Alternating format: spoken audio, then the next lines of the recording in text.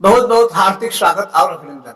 साथियों, आज हम आप लोगों को सुखी रहने के लिए बहुत ही बेस्ट और बहुत ही कारगर उपाय बताने वाले हैं।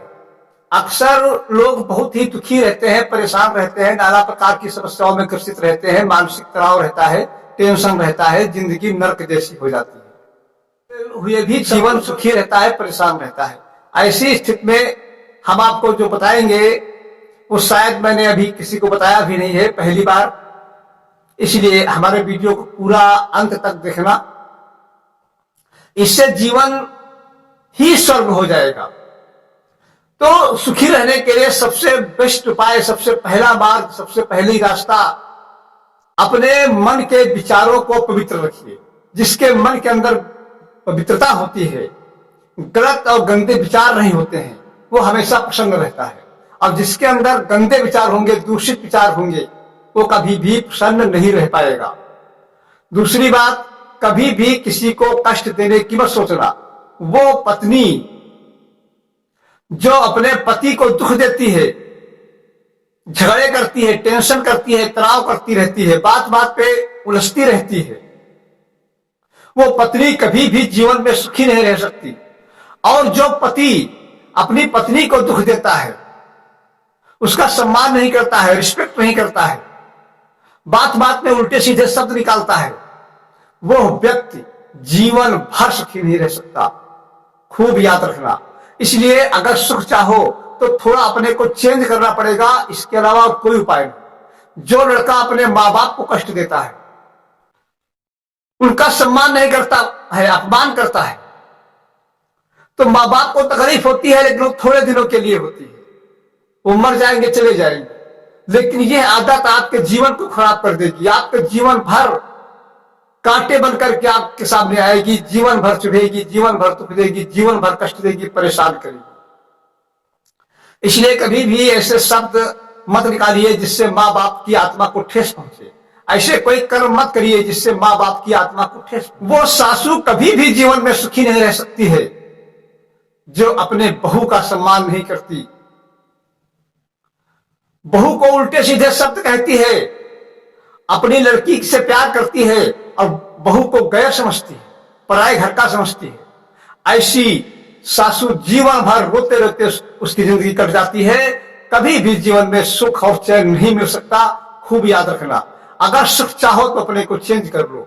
और वो बहू कभी भी सुखी नहीं रह सकती जो अपनी सासू को मां के समान नहीं मानती, अपनी सासू की बातों को बर्दाश्त नहीं करती, वो कभी भी जीवन में सुखी नहीं रह सकती। अभी एक बार हम बैठे हुए थे, तब तक एक लड़का आ गया। वो बहुत दुखी था, बहुत चेहरा उसका डाउन था, छोटा सा बच्चा था। तो मैंने उससे पूछा, मैंने कहा, बेटा तुम क्यों दुखी हो, क्यों परेशान हो, कोई टेंशन है क्या, किसी ने तुमको मारा है, किसी ने डांटा है, किसी ने परेशान किया है, क्यों परेशान हो? वो लड़का कुछ नहीं बोला। तब तक दूसरे लोग वहां बैठे हुए थे। उन्होंने कहा, लड़का दुखी इसलिए है महाराज क्यों किसी ने एक गाड़ी खड़ी हुई थी, उसकी हवा निकाल दी, मोटरसाइकिल की हवा ही इसने निकाल दिया। तो मैंने बच्चे से पूछा, क्यों तुमने हवा निकाल दी है तो दुखी क्यों हो? और दुखी तो इसलिए है कि ऐसा ना हो मोटरसाइकिल वाला जान जाए और हमें मारे। तो जब आपके अंदर चोर रहता है तो आपके अंदर कभी भी सुकून नहीं मिल सकता, चैन नहीं मिल सकती। इसलिए आत्मा को पवित्र रखो, किसी दूसरे को कष्ट देने की मत सोचो। हमेशा दया भाव अंदर रखिए। जो दूसरे को प्रसन्न करने की कोशिश करता है वो हमेशा प्रसन्न रहता है। एक बात हम आपको और बता दें, यदि हम दूसरे को प्रसन्न करने की कोशिश करते हैं, दूसरे का सम्मान करते हैं, दूसरे पर दया करते हैं, दूसरे को क्षमा करते हैं, दूसरे को सुख पहुंचाते हैं, तो मान के चलिए 90% अपने लिए, 10% में ही भले दूसरे का भला हो या न हो। अगर दूसरे को हम दुख देना चाहते हैं तो 90% हमारा ही अहित होगा, मुझे ही दुख होगा। ये बिल्कुल क्लियर मान के चलिए। काहू ना को सुख दुख करदाता और निज कृत कर्म भोग से भ्राता। कभी भी कोई किसी को दुख नहीं दे सकता, तो कोई किसी को सुख दे सकता है। ये बिल्कुल सत्य बात। फिर क्या है? फिर तो ये है कि हम प्रयास करते हैं दूसरे को सुख देने का या दुख देने का। अगर उसकी किस्मत में सुख लिखा है तो सुख मिलेगा, अब अगर किस्मत में दुख लिखा है तो कितना भी उपाय हम कर ले लेकिन सुख नहीं दे सकते। हाँ, अगर सुख देने की हम सोचते हैं, सुख देने का प्रयास करते हैं तो वो रिटर्न होकर के मेरे पास आ जाता है और वैसा ही मेरे साथ होने लगता है।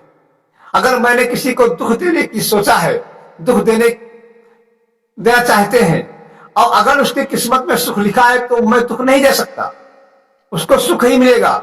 हाँ, जो दुख देने के लिए मैंने प्लानिंग बनाई थी, जो मैंने दुख देने का प्रयास किया था, वो रिटर्न होकर के मेरे पास आ जाएगा और मुझे दुखों में। इसलिए कभी भी धोखे में भी अगर कोई आपसे दुश्मनी मांगता है, ईर्ष्या करता है, द्वेष करता है, तब भी उसको दुख देने की मत सोचो, परेशान करने की मत सोचो, नहीं तो परेशान हो जाओगे, जिंदगी नर्क हो जाएगी। अगले को दुख मिले चाहे न मिले, लेकिन तुमको जरूर मिल जाएगा अगर दूसरे को सोचोगे। ऐसे व्यक्ति जीवन में कभी भी सुखी नहीं रह सकते हैं, सारा जीवन नर्क हो जाता है और रोते रोते गुजर जाता है, कभी भी सुकून नहीं मिलता।